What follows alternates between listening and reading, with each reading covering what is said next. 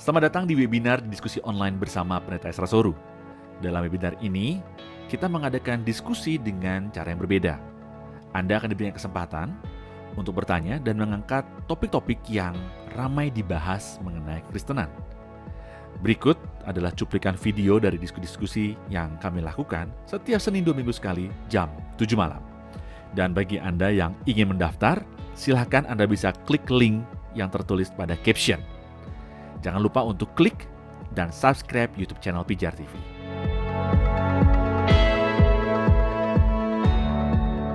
Kenapa itu Tuhan Yesus itu baru lahir setelah sekian ribu tahun setelah Adam berbuat dosa gitu Pak? Misalnya kenapa enggak setelah Adam berbuat dosa, keturunan yang pertama dari Adam itu langsung Tuhan Yesus gitu, juru selamat. Sehingga nanti setelah dari keturunan Adam itu semuanya itu kalau yang percaya kepada Tuhan Yesus langsung selamat. Kalau sekarang kan jadinya banyak pertanyaan bahwa sebelum zaman Tuhan Yesus itu bagaimana dengan orang-orang itu? Karena kan waktu itu belum lahir dan mereka belum bisa percaya. Mungkin bisa dibantu Pak. Terima kasih. Ya, lihat ayat ini. Galatia 4 ayat 4. Setelah genap waktunya, maka Allah mengutus anaknya yang lahir dari seorang perempuan takluk pada hukum Taurat. Dia diutus untuk menebus mereka yang takluk hukum Taurat supaya kita diterima jadi anak. Setelah genap waktunya. Berarti Yesus datang itu waktunya tepat. Yesus datang lahir pada abad pertama itu bukan sebuah kedatangan yang terlalu cepat. Atau juga bukan sebuah kedatangan yang terlalu lambat. Karena itulah dikatakan sebagai tepat waktunya. Nah, tapi persoalannya adalah tepat waktunya ini. Apa yang tepat itu? Ya, itu yang jadi masalah. Para penafsir mulai menafsirkan macam-macam, tapi tetap itu hanya spekulasi. Ada yang mengatakan bahwa Yesus datang tepat pada zaman itu di mana Romawi sedang berkuasa. Karena Romawi sedang berkuasa, maka ada proyek Pax Romana oleh Kaisar Agustus. Karena Pax Romana oleh Kaisar Agustus di mana akhirnya perkembangan semua fasilitas Romawi dengan melalui jalan-jalan dan lain sebagainya itu akan menolong sehingga Injil dapat pergi kemana-mana. Kedua, ada juga yang menafsirkan itu ada hubungan dengan Helenisme Yunani, di mana bahasa Yunani itu ada dalam bahasa internasional.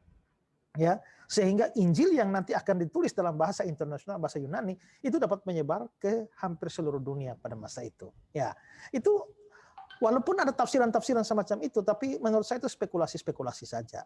Ya, yang tidak bisa dipastikan kenapa. Tapi dari sudut pandang Allah, dari ayat tadi, maka dibilang setelah genap waktunya. Ya. Nah, kalau kita memang melihat, mungkin dipikirkan coba kalau Yesus datang lebih cepat. Ya, kalau Yesus datang lebih cepat, maka mungkin banyak orang diselamatkan. Tapi memang Yesus tidak datang dikirim secepat itu, tapi pemberitaan tentang Yesus, nubuat tentang kedatangannya, itu sudah diberikan jauh sebelumnya, ya, jauh sebelumnya, dan karena itu maka orang-orang Perjanjian Lama, mereka walaupun hidup Yesusnya belum ada, tapi mereka tetap bisa diselamatkan. Bisa diselamatkan melalui kepercayaan terhadap janji itu. Ya, kalau kita lihat Yohanes pasal 8 ya.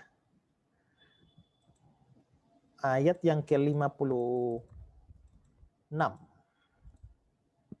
Ini Yesus bilang, Abraham bapamu bersukacita bahwa dia akan melihat hariku, dan dia telah melihatnya.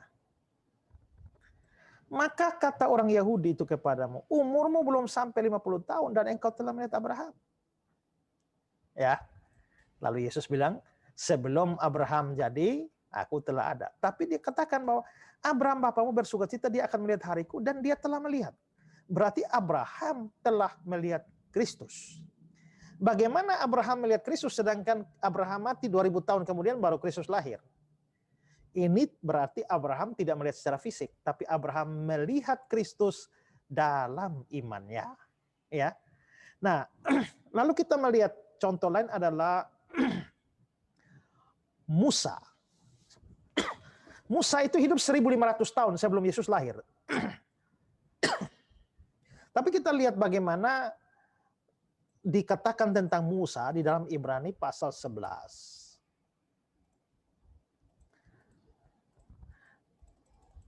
Kalau kita lihat mulai ayat yang ke-25, ya, 24, karena iman maka Musa setelah dewasa, dia menolak disebut anak putri Firaun.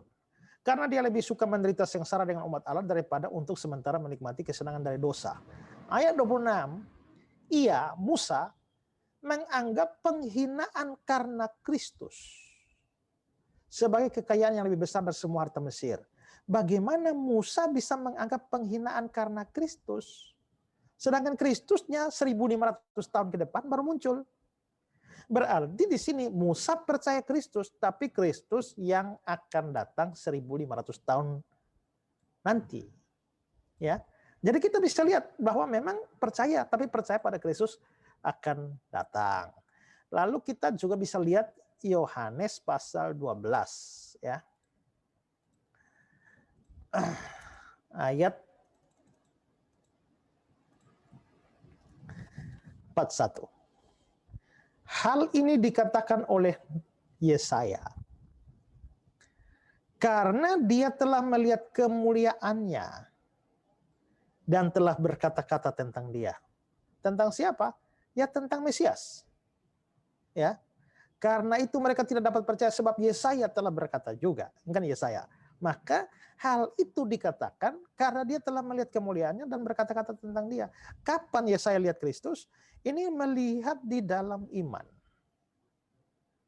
Nah, kalau begitu orang perjanjian lama itu juga percaya kepada Yesus. Tapi Yesus yang akan datang. Pak percaya Yesus. Tapi Yesus yang datang kapan? Yang dulu datang. Maka imannya Pak kepada Yesus itu iman ke belakang. Tapi imannya orang perjanjian lama itu iman ke depan. Nah, pada waktu Yesus mati di atas kayu salib, kuasa penebusannya juga berlaku untuk orang perjanjian lama. Buktinya apa?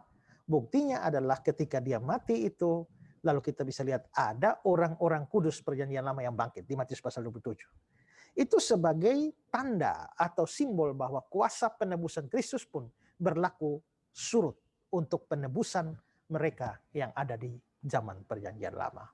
Jadi tetap, mau hidup zaman apapun, orang tetap percaya Kristus baru bisa selamat.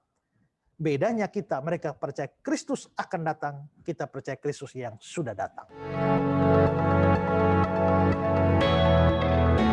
Terima kasih saudara sudah menyaksikan cuplikan diskusi bersama Pendeta Ezra Soru.